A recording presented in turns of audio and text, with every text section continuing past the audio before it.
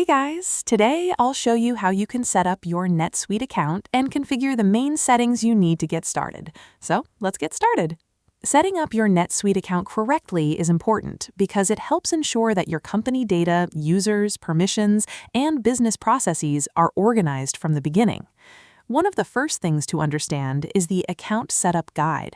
This guide provides access to the main configuration areas of NetSuite, including company settings, feature management, classifications, user roles, permissions, and approval workflows. Next, let's look at centers in NetSuite.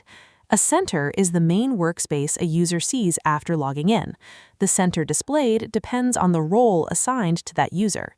For example, accountants, sales representatives, and administrators may each see different tabs, menus, and tools based on their responsibilities. Another important step is enabling features. NetSuite allows you to activate or deactivate various features depending on your business requirements.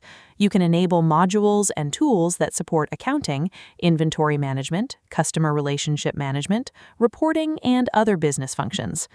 You should also review your company settings. Here you can enter company information, configure general preferences, select languages and locations, customize record names, and manage communication preferences.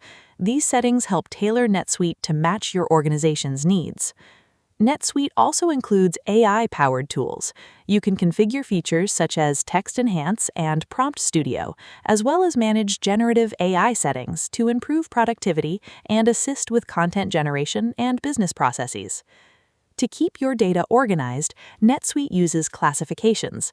These include departments, classes, and locations. Classifications help categorize records and transactions, making reporting and data analysis much easier. Finally, you can configure approval routing. Approval routing allows organizations to define who can approve employee purchases and transactions. You can set approval limits based on roles, departments, and authorization levels to ensure proper control over business spending.